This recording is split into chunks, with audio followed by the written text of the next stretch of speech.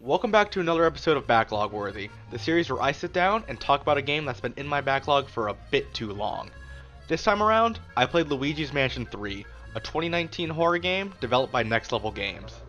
I got this game around the end of September of 2020, and ended up only completing the game a day or two later, logging in about 9 hours of gameplay. Now, let's go take a look to see if this game is worth a backlog spot or not. Just a heads up, this review will be talking about some of the story elements from the game, so be careful. As you may have thought, you play this game as Luigi, traversing through the Last Resort Hotel. Helen Gravesley, the owner of this ghastly hotel, has teamed up with King Boo in order to trap Mario and all his friends in paintings. After somehow missing Luigi, it is now your job to save all your friends from this evil duo. With never playing a Luigi's Mansion game before, I feel like it was a good entry point for myself. This is a game that is friendly to both newcomers and franchise veterans alike. The atmosphere, despite being centered around a haunted hotel and some ghosts, really wasn't that scary. Sure, I was found to be sneaking around the hotel at times, but that's really my own fault for being scared over nothing. Each floor had its own theme, whether it was being in the desert or at sea on a pirate ship. The air around each floor felt like it belonged. Even when it should have been, nothing really felt too much out of place.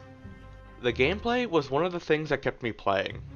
I had tons of fun just sitting on my couch, mindlessly knocking ghosts around for what seemed like hours.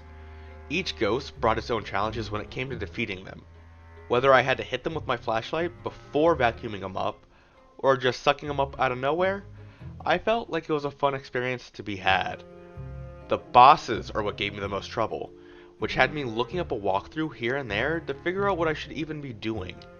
Thankfully, only a boss or two did this to me, though it is something I could have probably figured out if I gave it just a bit more time. Another thing that I slightly struggled with were the puzzles. Sure, I'm not a 12-year-old trying to figure out these puzzles, but I probably used the same amount of brain power. A lot of these puzzles were easy, but the struggles were more from me overlooking things than I should have. The story was about what I felt would be normal for a Mario game. You play as one of the brothers, and your goal is to save your friends. Even with this tried and true formula, it still works. I had a blast playing through the game, enjoying the story the entire way. Even if a lot of the game is traversing through this hotel in order to get your friends back, I felt like just learning about all of the main ghosts was a nice part to add. Even with the story being a somewhat basic one, it's still an enjoyable game overall. You can never go wrong with the music from Mario games. Almost every song coming from Luigi's Mansion 3 is a banger.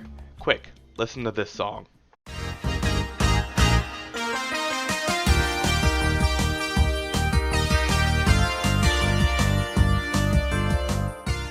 Hear that? The entire game has songs like this littered throughout. It has all the eeriness to it that helps bring both the game and the music together for the better.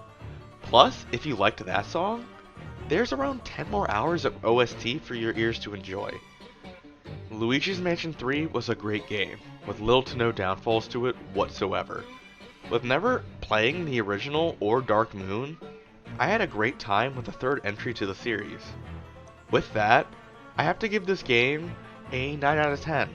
I could really find nothing that I did not like about the game, and there is nothing I did not enjoy experiencing in my 9 hours of game time.